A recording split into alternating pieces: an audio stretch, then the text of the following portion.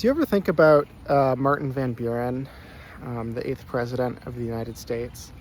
Um, I think he's kind of an interesting figure, and I'm talking less about anything that he actually did during his presidency and more thinking about him as a personality in American history, as maybe a kind of mythic figure. Um, in the sense that this is the man who, more than anyone else, is responsible for creating the Democratic Party.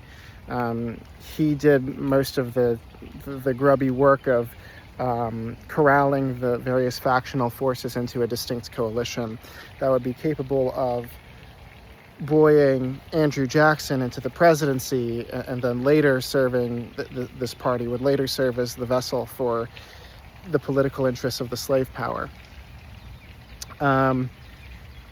And Van Buren himself was not particularly pro-slavery. And in fact, he became increasingly anti-slavery. He would run for president in 1848, which is much later than his presidency, which was 1837 to 1841. But he was running for a non-consecutive second term under the Free Soil Party, which was kind of a predecessor to the Republican Party, and it was against the expansion of slavery into the territories.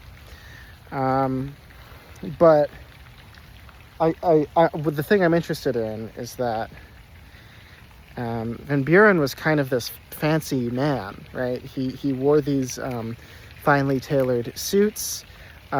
He was going to be ambassador to Britain, and it was only after his arrival in London in 1832 that he received news that his nomination had actually been blocked in the Senate by John C. Calhoun, which in fairness is one of the least evil things that John Calhoun ever did.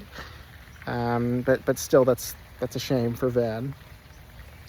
Van Buren spoke Dutch as the first language, the only U.S. president for whom English was not a first language, and you know, when he was running for re-election in 1840, his opponents, Tippecanoe and Tyler too, this is William Henry Harrison and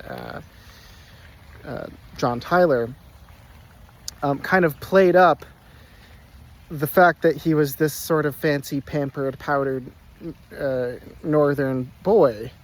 And so Harrison and Tyler kind of amped up the frontiersman aesthetic and the rugged frontier masculinity.